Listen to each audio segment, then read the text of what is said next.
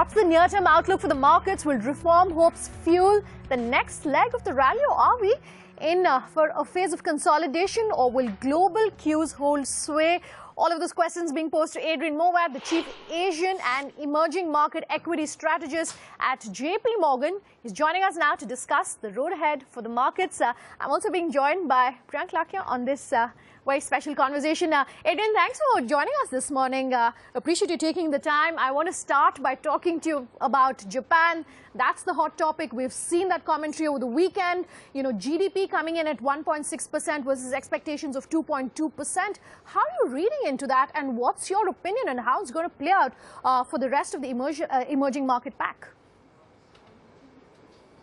Yeah, I think there's clear disappointment on the Japanese GDP numbers. Remember, you were meant to get a recession in the second quarter because the sales tax was imposed on the 1st of April, and then you should have got a sequential recovery into the third quarter of the calendar year. So I think there's clear market disappointment on these GDP numbers. All right, so that's as far as the Japanese economy is concerned. But on the larger space, Adrian, the fact that you like to talk about is the Indian market. How are they looking right now? We've seen a decent rally. The Indian markets have been trading at record highs. What's the current outlook? And also, if you can comment on the valuation bit. Yeah, so let's start with valuations. We tend to look at the MSCI indices because we'll compare them across regions. Okay. India's trading 16 times forward. That's the level of valuation that you saw prior to the global financial crisis, when India was a relatively high-growth, low-inflation environment. And we believe that India is going back into that low-inflation, high-growth environment. So we view the valuations as statistically very normal. And what we think will surprise people going through 2015 is going to be the earnings numbers exceeding expectations. So we remain overweight India, have been overweight India for a protracted period of time, remain very confident with that fundamental story. We have been doing some other asset allocation changes. Today we upgraded China to overweight, we downgraded Taiwan to underweight, and we've moved neutral on Korea. So, you know, talking of India, we've just come off the results season, Adrian. What are you making of that? It's been rather mixed. How do you think that's going to pan out for the rest of the year?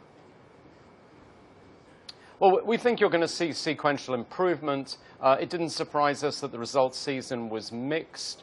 We're still relatively early into the new administration. We're only now beginning to see some of the benefits of the fall in the oil price. And maybe most importantly, I think we're beginning to see a rise in confidence as the headline CPI and WPI numbers continue to move well below the central bank's targets. You know, since you mentioned about the macro pointers there, Adrian, the big scream for the market over the last couple of days has been regarding the whole rate cut angle itself. What are your thoughts on that? How possible is it to see it as early as December? I would be surprised if it was as early as December. At the moment, the official JPMorgan view was we did have some concerns that they maybe had to follow the Fed higher next year. We've now got no increase in interest rates being forecast. I do think there's a credible scenario in which CPI continues to fall and the RBI is under pressure to cut nominal interest rates in order to maintain real interest rates.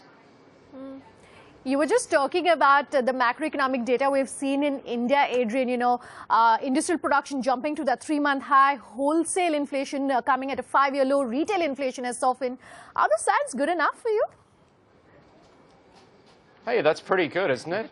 I mean, you've just rolled off a whole host of indicators that people have been worried about for the last couple of years. This fall in inflation and acceleration in economic growth is incredibly supportive for equity markets. Let's just acknowledge that, accept that, and go and find some decent sectors and stocks to buy. So talking about that, Adrian, what are fund managers telling you that you interact with? I mean, you know, latest account in terms of the way the foreign money's really poured in. We're talking of almost $15 billion coming in so far when we talk about the foreign money. What are your thoughts? What are they saying in terms of the way they're approaching the Indian market right now? So if I talk to the dedicated emerging market clients, I've never had so many EM clients overweight a market as we have with India today. Okay. So one could argue technically that may be a degree of a risk if we see disappointment. But I put that in the context of investors being very underweight emerging markets.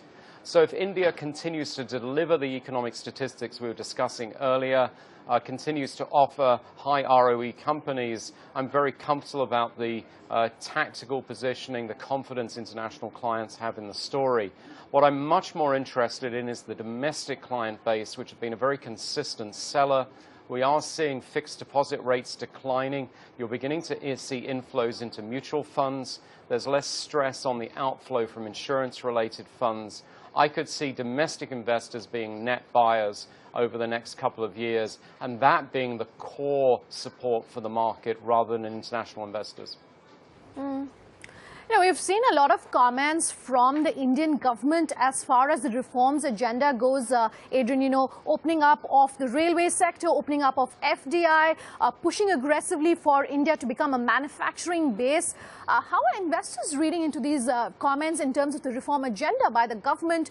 Would you like to see more? And if so, what areas would you like to see more trust from the government? Well, there is a tendency of people always wanting to see more, wanting to get more reform. But I think there's a general acknowledgement that the pace of decisions has accelerated dramatically under this new administration, and that we are seeing reforms being put ahead. Partly that's been a degree of luck. The fall in the oil price has allowed the deregulation of diesel, or allowed it to occur with much less pain.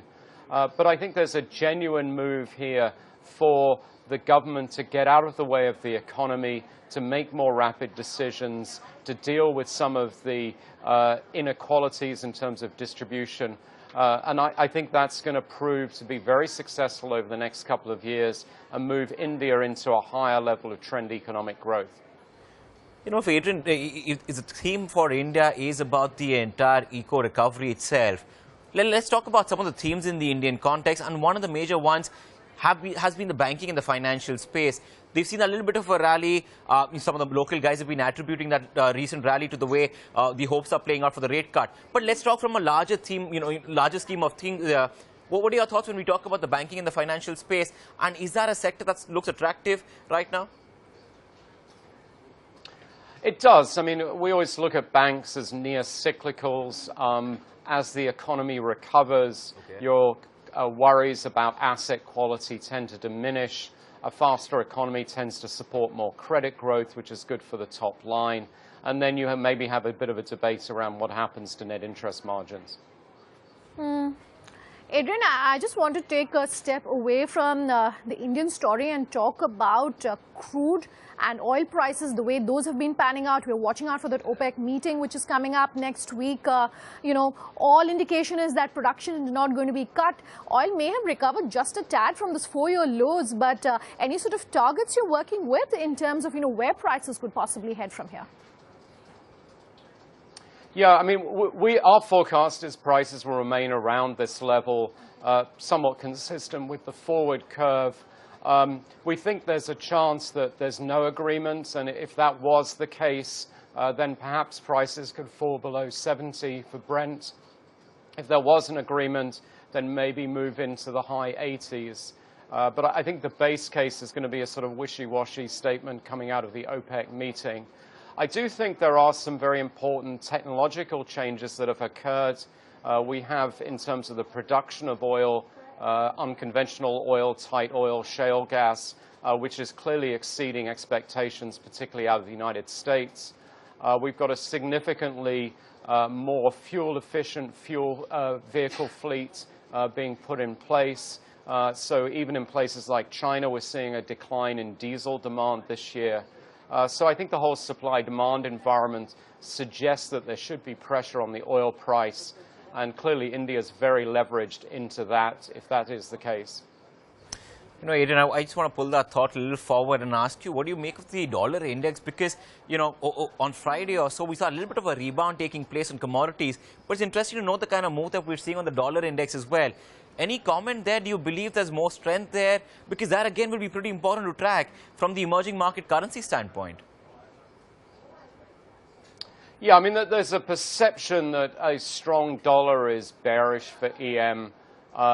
I think, though, that one has to be careful to understand causality between the dollar and emerging economies, particularly how it relates to interest rates. What we see is a strong dollar because the US central bank has confidence to exit zero interest rates. At the same time, we've got much more active policy coming out of Japan and Europe, which we would deem as a positive as well.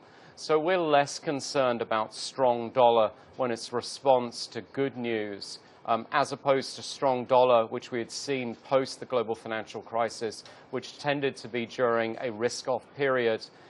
In the early 1990s, when you had a strong dollar, it was at a time when most emerging economies were running current account deficits, had fixed exchange rates, and the dollar strength, particularly around the 94 doubling in Fed funds target rates, was a clear negative.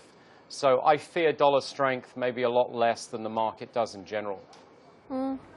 Adrian, a quick last question before we let you go. You know, I was just going through your latest report as far as emerging markets and developed Asian credit growth goes.